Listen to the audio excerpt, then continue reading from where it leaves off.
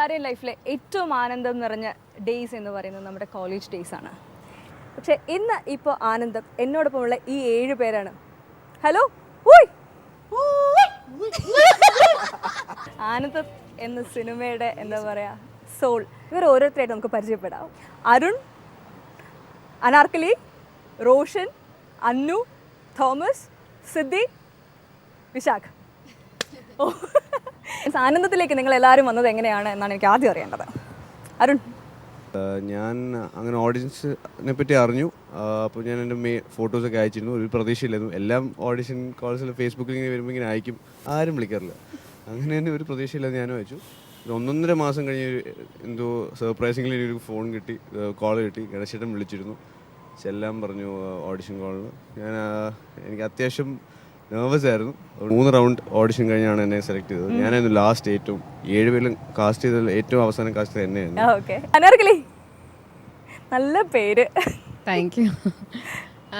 എൻ്റെ ചേച്ചി ആനന്ദേട്ടൻ്റെ ഫ്രണ്ടാണ്. അപ്പോൾ ആ വഴിയാണ് ഞാൻ കയറുന്നത്. ചേച്ചിക്ക് ഒരു പ്രത്യേകതയുണ്ട്. നമ്പർ 1 സ്നേഹതീരം ബാംഗ്ലൂർ നോർത്ത് എന്ന സിനിമയിൽ നമ്മളെല്ലാവരും ഇഷ്ടപ്പെട്ട ആ ചെറിയ baby artist Neelu, baby Neelu അല്ലേ? ബേബി നീലു, ഇപ്പോൾ നീലുവിൻ്റെ സിസ്റ്ററാണ്. റോഷൻ്റെ സിനിമ കണ്ടുകൊണ്ടിരിക്കുമ്പോൾ എനിക്കിങ്ങനെ ഭയങ്കര കൺഫ്യൂഷൻ, ഇത് മറ്റു സിനിമയിൽ കണ്ട ആൾ തന്നെയല്ലേ? പക്ഷേ ഞാൻ എൻ്റെ അടുത്തിരുന്ന ആളോട് പറഞ്ഞപ്പോൾ അതൊരു ഭയങ്കര മോശം ക്യാരക്ടറല്ലേ, ഇതൊരു സുന്ദര സുമുഖനല്ലേ അല്ലേ? പിന്നെ പുതിയ നിയമത്തിലെ നല്ല ഗംഭീരം വില്ലനാ. എനിക്ക് ഭയങ്കര സന്തോഷമുണ്ട്, ഭയങ്കര ഭാഗ്യമാണ് നമ്മൾ ആദ്യം ചെയ്തു തുടങ്ങുമ്പോൾ തന്നെ ഈ സ്പെക്ട്രത്തിന്റെ 2 അറ്റത്തിൽ കിടക്കുന്ന ക്യാരക്ടേഴ്സ് ചെയ്യാൻ പറ്റുക എന്നുള്ളത്. അടുത്ത അന്നു എന്താ പറയുക, എല്ലാ സ്കൂളിലും കോളേജിലൊക്കെ കാണുന്ന ടിപ്പിക്കൽ കാമുകി. എങ്ങനെയാണ് ഈ സിനാരിയോയിലേക്ക് എത്തിപ്പെട്ടതെന്ന് പറയാമോ? ഞാൻ ക്രൈസ്റ്റിൽ പഠിച്ചുകൊണ്ടിരിക്കുകയായിരുന്നു. അപ്പം ഇവർ ഓഡീഷൻസിന് വന്നിട്ടുണ്ടായിരുന്നു. പക്ഷേ ഞാൻ ഓഡീഷൻസിന് പോയില്ലായിരുന്നു. അപ്പം എനിക്ക് അറിയില്ലായിരുന്നു നമ്മുടെ ഓഡീഷൻസ് നടക്കുന്ന കാര്യം. അപ്പം ഞാൻ കോളേജിൽ നിന്ന് ഒരാറ് ബങ്ക് ചെയ്തിട്ട് ഞാൻ ഹോസ്റ്റലിലേക്ക് തിരിച്ച് പോവായിരുന്നു. അപ്പം ഇവർ കുറേ പേര്, പരിചയമില്ലാത്ത കുറേ പേര് ഇങ്ങനെ നടന്നു വരുന്നുണ്ട്. ഇവർ കോളേജിൽ പരിചയമില്ലാതെ. അപ്പം ഞാൻ വിചാരിച്ചു ഒരാൾ മുടിയൊക്കെ ഇങ്ങനെ കെട്ടി. അപ്പോൾ ക്രൈസ്റ്റ് കോളേജിൽ അങ്ങനെയൊന്നും നടക്കാൻ പറ്റത്തില്ല. അപ്പം ഞാൻ വിചാരിച്ചു ഇവരെന്താ ഇവിടെ, ഞാൻ ഇവരൊന്ന് നോക്കിയിടും. അപ്പോൾ അവരെന്നെ ഇങ്ങനെ നോക്കുന്നുണ്ട്. ഞാനിങ്ങനെ എന്നിട്ട് ഞാൻ തിരിച്ചു വന്നപ്പം അതേ സെയിം പൊസിഷനിൽ നിന്ന് അവരെല്ലാവരും നോക്കിക്കൊണ്ടിരിക്കുന്നുണ്ട്. ഇവരെന്താ ഇവിടെ? അപ്പം എൻ്റെ ഒരു ഫ്രണ്ട് സാവൻ അവരോട് സംസാരിച്ചുകൊണ്ടിരിക്കുകയാണ്. സാവൻ പെട്ടെന്ന് എന്നെ വിളിച്ചിട്ട് പറഞ്ഞു, ഇത് തടത്തിൻ മരത്തിൻ്റെ അസിസ്റ്റൻറ്റ് ഡയറക്ടറാണ്, ഇത് പ്രേമത്തിൻ്റെ സിനിമാറ്റോഗ്രാഫറാണെന്നൊക്കെ പറഞ്ഞു. അപ്പം ഞാൻ പറഞ്ഞു, ഇവരോ? എനിക്ക് കണ്ടിട്ട് തീരെ തോന്നുന്നില്ല, ഇവരിവിടെ വന്ന് നിൽക്കേണ്ട വലിയ ഒരു കാര്യമില്ലെന്ന് ഞാൻ അങ്ങനെ തന്നെ അവരുടെ ബോധമൊക്കെ പറഞ്ഞു. അപ്പോൾ അവർ പറഞ്ഞു ഇവിടെ ഒരു ഓഡീഷൻസ് നടക്കുന്നുണ്ട്, നാളെ വരണം എന്ന് പറഞ്ഞു. അപ്പോൾ ഞാൻ പറഞ്ഞു, അപ്പം എനിക്കൊരു വിശ്വാസമില്ല കേട്ടോ ഇവർ ശരിക്കും എൻ്റെ അപ്പം ഞാൻ പറഞ്ഞു, എനിക്ക് സിനിമയിലൊക്കെ അഭിനയിക്കാൻ താല്പര്യം, എൻ്റെ വീട്ടുകാർ തീരെ സമ്മതിക്കില്ല, പക്ഷെ ഞാൻ വരാമെന്ന് പറഞ്ഞു. അങ്ങനെ ഞാൻ ഓഡീഷൻസിന് പോയി. അങ്ങനെയായിരുന്നു. പിന്നെ സെലക്റ്റഡ് ആയെന്ന് പറഞ്ഞു. അങ്ങനെയായിരുന്നു എൻ്റെ ഓഡീഷൻസ്. അപ്പം ഇനി അക്ഷയ്, എന്താ പറയുക, ഒരുപാട് പേർക്ക് പ്രണയം ഉണ്ടാവും. ഇഷ്ടപ്പെട്ട ആളോട് ഇഷ്ടം പറയാണ്ട് ഇങ്ങനെ നോക്കൽ മാത്രമായിട്ട് കാലങ്ങൾ കഴിഞ്ഞു. 4 വർഷവും 3 വർഷമൊക്കെ ഏത് കോഴ്സാണെന്ന് വെച്ചാൽ അതനുസരിച്ച് അങ്ങനെയുള്ളൊരു ക്യാരക്ടറാണ് ഞാൻ ചെയ്യുന്നത്.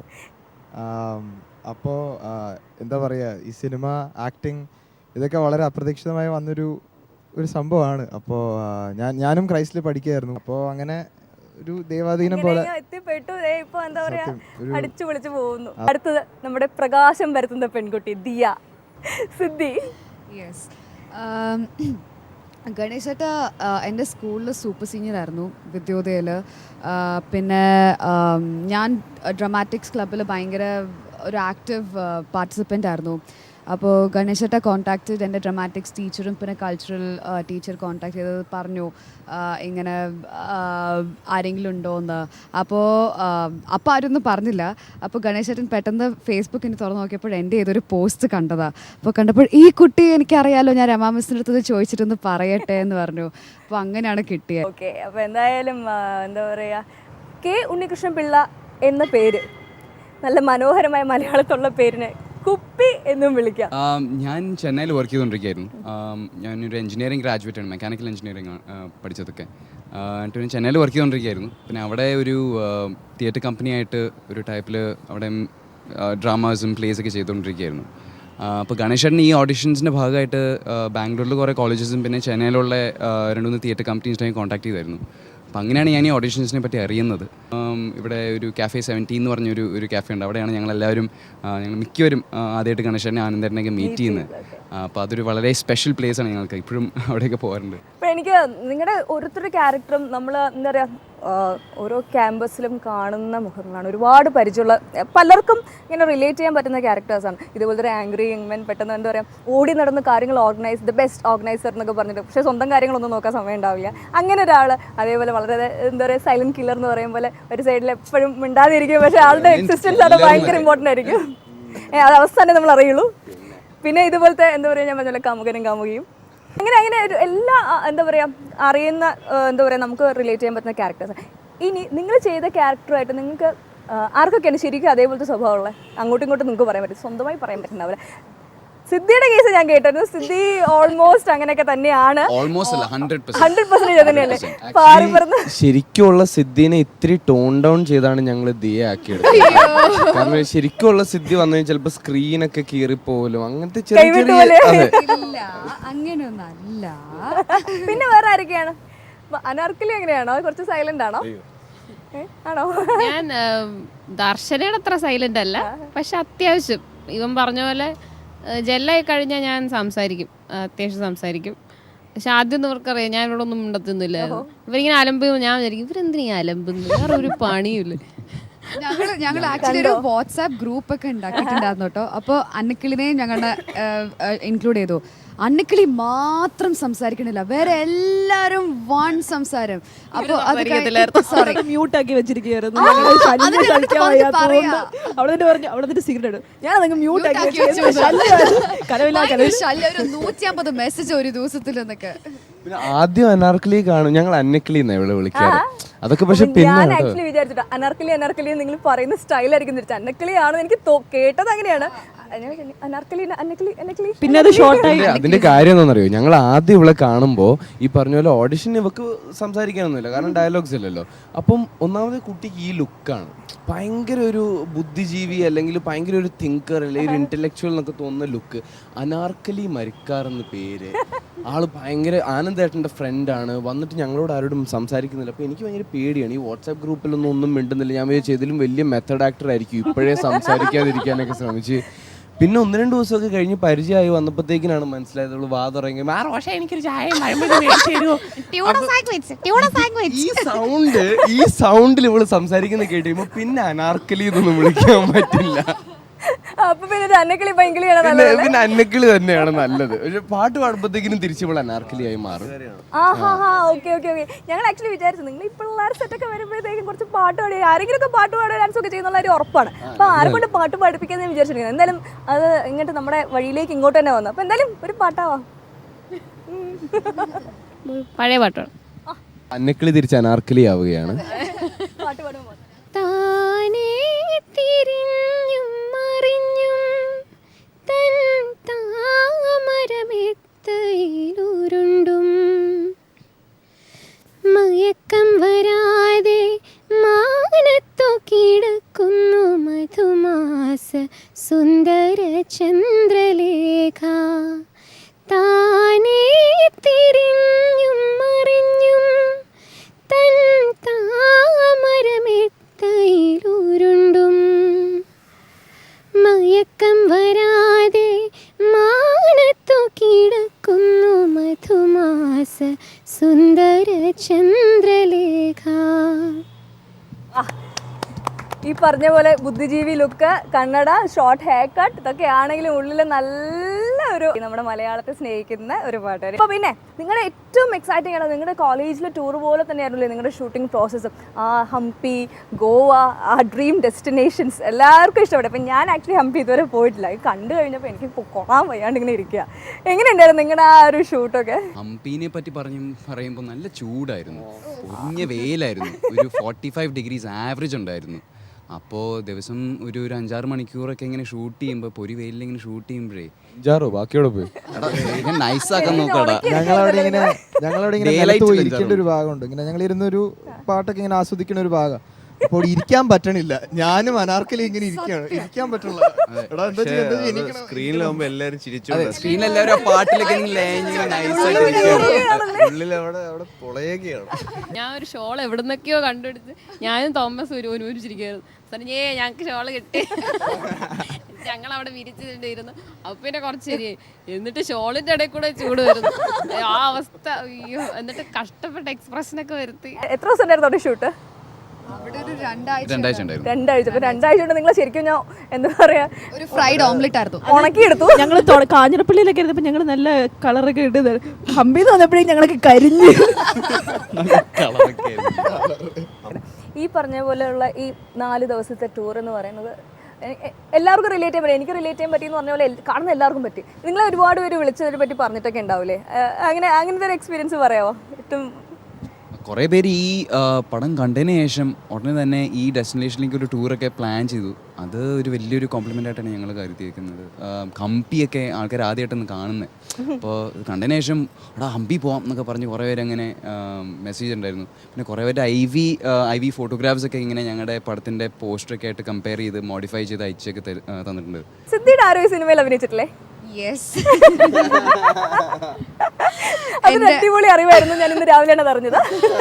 ഓക്കെ, എൻ്റെ അച്ഛൻ ഈ ഫിലിമിൽ HOD ആണ്. മറ്റേ ബോബൻ സാറും പിന്നെ മോളി മാം രണ്ടുപേരുടെ പ്രണയ കഥ അത് എൻ്റെ അച്ഛൻ അഭിനയിച്ചിട്ട് തകർത്ത്. അത് ആരും നോട്ടീസ് ചെയ്യാത്തൊരു പ്രണയകഥയാണ്. ഉള്ള അച്ഛനായ ബോബൻ സാറും ക്യാൻറ്റീനിലെ മോളി ചേച്ചി തമ്മിലുള്ള പ്രണയകഥ. അപ്പോൾ ക്ലാസ്സിൽ നിന്ന് മെസ്സേജ് ചെയ്യുന്നതൊക്കെ മോളി ചേച്ചി DP കലക്കി എന്നൊക്കെ മെസ്സേജ് ചെയ്യുന്നത് ഈസ്റ്റർ എഗ് ആണ്. അടിപൊളി. അതെന്തായാലും എന്താ പറയാ, അങ്ങനെ ഒരു എന്താ പറയാ, വീട്ടിൽ നിന്ന് 2 പേരാണ് സിനിമയിലേക്ക് കാലെടുത്ത് വെച്ചിരിക്കുന്നത്. വീട്ടില് പറഞ്ഞ് സമ്മതിപ്പിക്കാനൊക്കെ ബുദ്ധിമുട്ടുണ്ടായ ഒരു ബുദ്ധിമുട്ട്. ഇച്ചിരി എങ്ങനെയായിരുന്നു കൺവിൻസ് ചെയ്തെടുത്തേ? എൻ്റെ വീട്ടിൽ അങ്ങനെ ആരും ഈ ഫീൽഡ് ആരും ഇവിടെ ഇല്ലെങ്കിലും പക്ഷേ എൻ്റെ അച്ഛനും അമ്മയും തീരെ ഞാൻ പറഞ്ഞു അമ്മ ഞാൻ ഓഡിഷന് പോകുന്നുണ്ട്. അപ്പം എൻ്റെ അച്ഛൻ ഫോൺ എടുത്തിട്ട് പറഞ്ഞു പോക്കോ കിട്ടത്തില്ല. എന്തൊരു വിശ്വാസം. അപ്പോൾ അങ്ങനെ ഞാൻ ഓഡിഷന് പോയപ്പം ഫസ്റ്റ് റൗണ്ട് കഴിഞ്ഞപ്പോൾ ഞാൻ വിളിച്ചു പറഞ്ഞു കിട്ടത്തൊന്നുമില്ല, അച്ഛൻ വിഷമിക്കൊന്നും വേണം, സിനിമയിൽ എന്തായാലും അവനിക്ക്.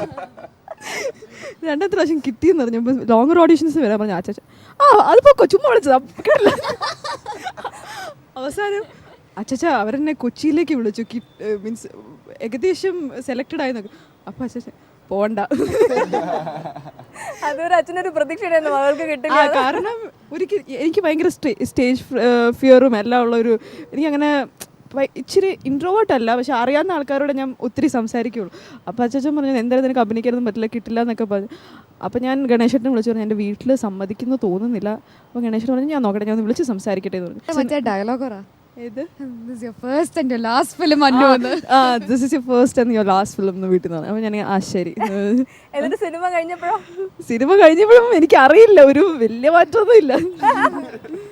ഇനി ഒന്നും കൂടി ഒന്ന് സോപ്പിടാൻ വേണ്ടി അല്ല എനിക്ക് തോന്നി ചിലപ്പോൾ സമ്മതിക്കുമായിരിക്കുന്നു. കാരണം ഞാൻ സിനിമ കണ്ടിട്ട് നല്ല അഭിപ്രായം, ഇഷ്ടപ്പെട്ടു. അങ്ങനെ പറഞ്ഞില്ല, പക്ഷെ ഇഷ്ടമായെന്ന് എനിക്ക്. എൻ്റെ അച്ഛൻ ഇച്ചിരി അങ്ങനെ നല്ലതാണെന്നൊന്നും പറയത്തില്ല, പക്ഷെ മുഖം കാണുമ്പോൾ നമുക്ക് മനസ്സിലാവും ഇഷ്ടപ്പെട്ടു മനസ്സിലാവും. എന്തായാലും നമ്മൾ ഗണേഷ് എന്ന് പറയുന്ന സ്ക്രിപ്റ്റ് റൈറ്ററിനെയും ഡയറക്ടറിനെ പറ്റി ഞാൻ ഒരുപാട് വായിച്ചു. കാരണം എല്ലാവർക്കും ഇഷ്ടപ്പെട്ടു. കാരണം എല്ലാവരുടെയും എന്താ പറയുക ഉള്ളിൽ സൂക്ഷിക്കുന്ന ഏറ്റവും നല്ല കാലം എന്ന് പറയുന്ന ഈ ഒരു ഐവിനെ പറ്റി ഒരു സിനിമ എടുത്തതിനെ പറ്റി പുതിയ സ്ക്രിപ്റ്റ് റൈറ്ററും ഡയറക്ടറാണ് ഇവർ. അപ്പം ആക്ടേഴ്സ് പോയിന്റ് ഓഫ് വ്യൂവിൽ എങ്ങനെയുണ്ടായിരുന്നു നിങ്ങളുടെ ഗണേശേട്ടൻ ഒരു 50 പ്രാവശ്യം പറഞ്ഞു എങ്കിലും എങ്ങനെയുണ്ടായിരുന്നു നിങ്ങൾക്കൊക്കെ ഡയറക്ടർ ആക്ടർ റിലേഷൻഷിപ്പ്? ഇത്രയും ഞാൻ ചോദിക്കുന്ന ആൾക്കാരുടെ അടുത്ത് എല്ലാം പറയുന്നതാണ്, ഇത്രയും പേഷ്യൻസ് ഉള്ള ഒരു മനുഷ്യനെ ഞാൻ കണ്ടിട്ടില്ല. ഞങ്ങളൊക്കെ അഭിനയിക്കാൻ ഞാൻ അവിടെ കിടന്ന് ഗണേശ് അവിടെ നിൽക്കാം, എനിക്ക് വയ്യ ഗണേശേട്ടാ എനിക്ക് വയ്യ. ഞാനാണെങ്കിൽ എനിക്ക് ഇങ്ങനെ ഒരു സീനിൽ എൻ്റെ മുടി അങ്ങനെ ആയിരിക്കും, 2ാമത്തെ സീനിൽ എൻ്റെ മുടി ഇങ്ങനെ ആയിരിക്കും, ഒന്നും പറയില്ല മോളെ അങ്ങനെയല്ല പറഞ്ഞോണ്ടിരി. ഇന്റർനെറ്റിൽ കുറെ സിനിമാ പ്രേമികൾ അതെടുത്ത് സ്പോട്ട് ചെയ്ത് ട്രോൾ ചെയ്തോളൂ. ഗണേശൻ എൻ്റെ അടുത്ത് ക്യാമറ റോൾ ചെയ്യണത് ഒന്നും പറഞ്ഞില്ല, വെറുതെ ഇങ്ങനെ റോൾ ചെയ്തിട്ടുണ്ട് കുറേ സീൻസ് ഒക്കെ. ആ പയ്യ വേഷം കാച്ചിട്ട് ചേട്ടാ ഞാനിത് എപ്പോഴാണ് അഭിനയിച്ചത് ഞാൻ തന്നെ പോയി ചോദിച്ചു ഗണേശൻ്റെ അടുത്ത്. അതൊക്കെ ചെയ്ത് ഞാൻ ഏറ്റ് പറഞ്ഞു. പിന്നെ ഈ ഗണേശൻ ഭയങ്കര ഓപ്പൺ ആണ് ടു സജഷൻസ് ഇൻപുട്സ് എന്തായാലും. അപ്പോൾ അത് എനിക്ക് എപ്പോഴും ഭയങ്കര ഹെൽപ്ഫുൾ ആയിട്ട് തോന്നിയിട്ടുണ്ട്. അതായത് ഒരാൾ ഒരു 3-3.5 കൊല്ലം കഷ്ടപ്പെട്ട് എഴുതി പല പല വേർഷൻസ് ആയിട്ട് ഫൈനലൈസ് ചെയ്ത ഒരു സാധനത്തിലേക്ക് ഇന്നലെ വന്നു കയറി എനിക്കോ വിശാഖിനോ ഇവർ ആർക്കായാലും വരുണായാലും എല്ലാവർക്കും തോന്നിയ എന്തെങ്കിലും എല്ലാ സജഷൻസിനും ആൾ ഓപ്പൺ ആണ്. ഭയങ്കരമായിട്ട് പൊക്കി പറഞ്ഞിട്ടുണ്ടല്ലേ ഗണേശ് ചേട്ടനെ? വേറെ എന്തെങ്കിലും പറയാൻ തോന്നുന്നുണ്ടോ? വേറെ അങ്ങനെ ആകെ good things എനിക്ക് സഹിക്കണില്ല. എന്തായാലും അടിച്ചുപൊളി. എന്താ പറയാ, ഒരു നിങ്ങള് എല്ലാരും തമ്മിൽ ആ ഒരു റാപ്പോ ഉണ്ട്. എങ്ങനെയുണ്ടായിരുന്നു നിങ്ങൾ തമ്മിൽ അടിയൊക്കെ ഉണ്ടാക്കിയിട്ടുണ്ടായിരുന്നോ ഇടയിൽ? എപ്പോഴാടാ? ഞാനും വരുണും തമ്മിൽ അടി ഉണ്ടാക്കിയിട്ടുണ്ട്. ഞാനും വരുണും തമ്മിൽ അടി ഉണ്ടാക്കിയിട്ടുണ്ട്. അത് ഞാൻ എനിക്കിങ്ങനെ സ്നേഹം വരുമ്പോഴത്തേക്കും ഞാൻ അനാവശ്യമായിട്ട് ഈ തല്ലുമൊക്കെ ചെയ്യും. തല്ലും പിച്ചും അങ്ങനത്തെ കാര്യം. ആദ്യം ഉറക്കത്തിൽ ഞങ്ങൾ നൈറ്റ് ഷൂട്ട് ചെയ്തോണ്ടിരിക്കുവായിരുന്നു. ഇവൻ ഉറങ്ങുന്ന കണ്ടപ്പോഴത്തേക്ക് എനിക്ക് ഇഷ്ടപ്പെട്ടില്ല. അവൻ സീൻ തീർത്തിട്ട് ഉറങ്ങിയാൽ പോരെ എന്നുള്ള രീതിയിൽ ഞാൻ മയത്തിൽ അവന്റെ കവളത്തുനിന്ന് അടിച്ചു. മയത്തിലായിരുന്നു സത്യം. എന്നിട്ട് ഇവൻ ഇങ്ങനെ അധികം മിണ്ടാത്ത ഒരാളായിട്ട് പെട്ടെന്ന്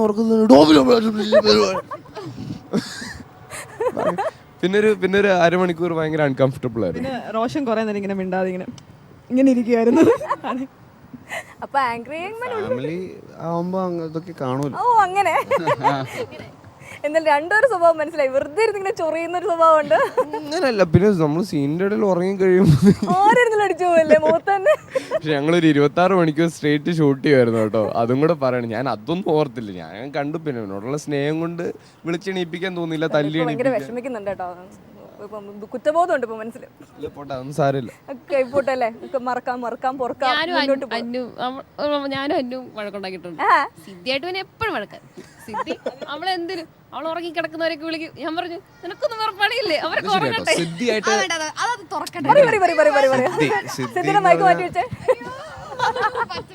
സിദ്ധിന് എനിക്ക് തോന്നുന്നു എന്നെ തോന്നുന്നു ഏറ്റവും ഇഷ്ടം 7 പേരിൽ.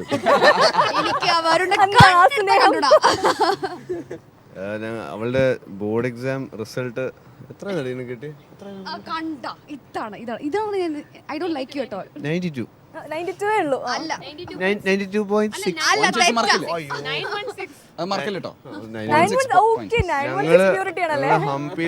ഹംപിയിലൊരു എത്ര മണി വരെ ഷൂട്ട് ചെയ്ത ബോട്ട്? വെളുപ്പിന് 6 മണി വരെ ഞങ്ങൾ വീട്ടിൽ റൂമിൽ എത്തിയപ്പോൾ തലേദിവസം 8 മണി രാത്രി. From 8 PM to early morning 6-7 റൂമിൽ എത്തിയപ്പോൾ 8 മണിയായി. ഒരു മണിക്കൂർ കഴിഞ്ഞിട്ട്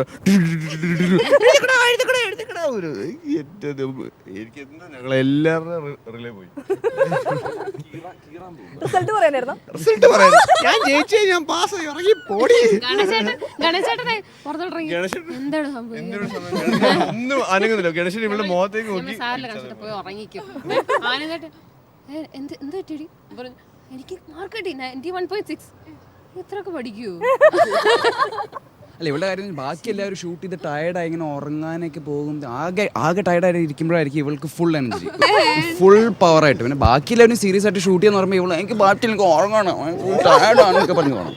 അപ്പം അതും കൊണ്ട് വരുൺ നന്നായിട്ട് ചൊറിഞ്ഞിട്ടില്ല. വരുൺ ഉറക്കത്തിൽ ചൊറിഞ്ഞോണ്ടാണ് പ്രശ്നം. മനസ്സിലായി, ഉറക്കമാണ് വീക്ക്നെസ്. മനസ്സിലായി, എല്ലാത്തിനും കാരണം ഉറക്കം മാത്രമാണ്. എനിക്കത് മനസ്സിലായി. ഈ സിനിമയുടെ പ്രൊഡ്യൂസർ വിനീതാണ്. മലയാള സിനിമയിൽ ഏറ്റവും കൂടുതൽ എന്താ പറയാ പുതിയ ആർട്ടിസ്റ്റുകളെ പ്രൊമോട്ട് ചെയ്തിട്ടുള്ള ഒരാളെന്ന് വേണമെങ്കിൽ പറയാം. എങ്ങനെയുണ്ടായിരുന്നു Vineeth Sreenivasan as a producer? ശരിക്കും സത്യം പറയുകയാണെങ്കിൽ വിനീത് ഗണേശേട്ടൻ എപ്പോഴും പറയും വിനീതേട്ടൻ സിനിമ എടുക്കാൻ തീരുമാനിച്ചത് കൊണ്ട് ആണ് ഗണേശേട്ടൻ ഇപ്പോൾ സിനിമ എടുക്കുന്നത്. ഗണേശേട്ടൻ സിനിമ എടുക്കുന്നതുകൊണ്ടാണ് ഞങ്ങൾ സിനിമയിൽ. അപ്പോൾ ഒരു കൊച്ചു കുടുംബം തന്നെയായിരുന്നു ആ സിനിമ. പറഞ്ഞ ഒരു കൊച്ചു കുടുംബം തന്നെയായിരുന്നു. വിനീത് ശ്രീനിവാസൻ ഒരു പ്രൊഡ്യൂസറിനെ ഒന്നും സത്യം പറഞ്ഞാൽ ഞങ്ങൾ മീറ്റ് ചെയ്തിട്ടില്ല, ഞങ്ങൾ അറിഞ്ഞിട്ടേ ഇല്ല. കാരണം വിനീത് ശ്രീനിവാസൻ എന്നുള്ള ഒരു ബിഗ് ബ്രദർ, ഒരു ബിഗ് ബ്രദർ അത്രേ ഉള്ളൂ. കാരണം ഞങ്ങളുടെ ലൊക്കേഷനിലേക്ക് വിനീതേട്ടൻ വന്നത് എന്തോ 4-5 ദിവസം. ആ സമയത്തൊന്നും ഷൂട്ടിന് വന്നിട്ടില്ല. പക്ഷെ ഞങ്ങളെ ഷൂട്ട് കഴിഞ്ഞുള്ള സമയത്തിൽ വന്ന് കാണും, വളരെ ഫ്രണ്ട്ലി ആയിട്ട് സംസാരിക്കും. നമുക്കിപ്പം വിനീതേട്ടനെ പോലെ വലിയൊരാളാവുമ്പോഴത്തേക്കിനും നമുക്ക് ആദ്യം സംസാരിക്കാൻ ഒരു മടിയും ഉണ്ടാവും. എന്നാൽ അയ്യോ എനിക്ക് ഇത്രയും പരിചയമുള്ള ആളല്ലേ എന്നൊരു തോന്നലുണ്ട്. എന്നാൽ ആ പരിചയം ഇങ്ങോട്ട് കാണിച്ചാണ് വിനീതേട്ടൻ സംസാരിച്ചുകൊണ്ടിരുന്നത്. ഞങ്ങളൊക്കെ ഒരുപാട് ഉപദേശിച്ചിട്ടുണ്ട്. പിന്നെ പടം കഴിഞ്ഞ് ഡബ്ബിങ്ങിൻ്റെ സമയത്തൊക്കെ like as a friend would കൂടുതൽ എക്സ്പീരിയൻസ് ഉള്ളൊരു ഒരേ ഫീൽഡിലുള്ള ഒരാൾ ഹെൽപ്പ് ചെയ്യുന്ന രീതിയിൽ ഞങ്ങളെ പലപ്പോഴും ഹെൽപ്പ് ചെയ്തിട്ടുണ്ട്. എടാ നീ അവിടെ ഇങ്ങനെ ഒന്ന് ചെയ്ത് നോക്ക്, എടാ അത് ഇതിങ്ങനെ പിടിച്ചു നോക്ക്. അങ്ങനെയുള്ള ചെറിയ ഇൻപുട്സ് അല്ലാതെ ഒരു നമുക്ക് നല്ല വിശ്വാസമുള്ള ഒരു കൂട്ടുകാരൻ നമുക്കൊരു അഭിപ്രായം പറയുന്ന പോലെ വിനിതേട്ടൻ പറഞ്ഞു തന്നിട്ടുള്ളൂ എന്ത് കാര്യമായാലും. അപ്പോൾ ആസ് എ പ്രൊഡ്യൂസർ എന്നൊന്നും ഞാൻ കണ്ടിട്ടേ ഇല്ല വിനിതേട്ടൻ, ഞങ്ങൾ ആരും. ഐ തിങ്ക് സസ്പെൻസ്, കുറെ സസ്പെൻസ് ഒക്കെ ഉണ്ട് കേട്ടോ സിനിമ പോയി കാണുമ്പോൾ അത് മനസ്സിലാവും. എനിക്ക് അതേ ഇഷ്ടപ്പെട്ടു സസ്പെൻസ് ഒക്കെ. പറയില്ല. അടിപൊളി. അപ്പൊ എന്തായാലും ആനന്ദം അടിച്ചു പൊളിച്ചു. ആനന്ദം ടീമിനോടൊപ്പം ഞാനും കുറച്ച് നേരം അടിച്ചു പൊളിച്ച് സംസാരിച്ചു. നിങ്ങളെ വിടാൻ തോന്നുന്നില്ല കുറച്ച് നേരം, പക്ഷേ ശരിയാവില്ലല്ലോ നമ്മുടെ സമയം, ടൈം റെസ്ട്രിക്ഷൻ യൂനോ. അപ്പോൾ ഇനി അടുത്ത് വീണ്ടും നിങ്ങൾ ഒരുപാട് സിനിമകളുമായിട്ട് മുന്നോട്ട് വരുമ്പോൾ നമുക്ക് ഇതുപോലെയുള്ള അവസരങ്ങൾ ഒരുപാട് കിട്ടും. അപ്പോൾ നമുക്ക് കൺക്ലൂഡ് ചെയ്യണതിന് മുന്നേ ആയിട്ട് ഒരു അടിച്ചുപൊളി പാട്ടും കൂടെ ആയാലോ? ഞങ്ങൾക്ക് എല്ലാവർക്കും വേണ്ടി കുപ്പിയും അനാർക്കലിയും പാടുന്നത്. Thomas also. കാരണം ഞാൻ പാടിയാൽ പരിപാടി ഭയങ്കര ബോറാവും. സിദ്ധി പാടി അവൾ ഈ കായലിൽ മുക്കിക്കൊല്ലേണ്ടി വരും. ഞങ്ങൾ സഹിച്ചു, എല്ലാവരും കൂടി ചേർന്ന് പോടണം. കിളിപ്പാട്ടണം. ഇല്ല, കുപ്പി തുടങ്ങാം. കുപ്പി പ്ലീസ്, കുപ്പി പാടുന്നുണ്ടോ? വഴി തിളങ്ങുന്നേ മനമൊരുങ്ങുന്നുണ്ടേ കൺതുറക്കുന്നേ ഇനി ആനന്ദമേ പിന്നോട്ട് പായും ലോകം മുന്നോട്ട് വേഗം പോകാം ദൂരെയോ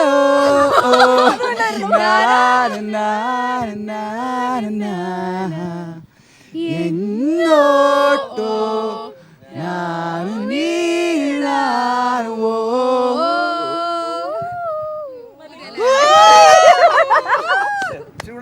Go to your classes. അപ്പോൾ കോളേജിലും പോയി പാടി തകർക്കുന്ന ആ പാട്ടും കൂടെ പാടിക്കോളൂ.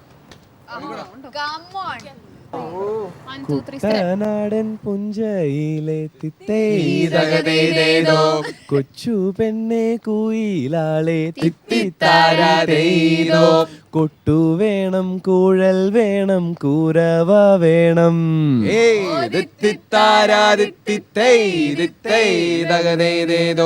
വരവേൽക്കാനാളു വേണം കോടി തോരാണങ്ങൾ വേണം വിജയശ്രീലാളിതരായി വരുന്നു ഞങ്ങൾ.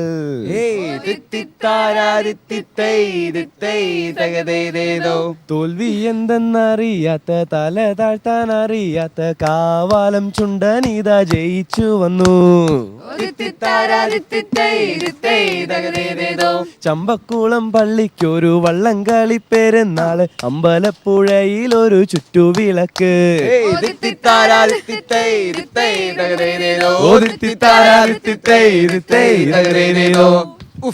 അടിപൊളി.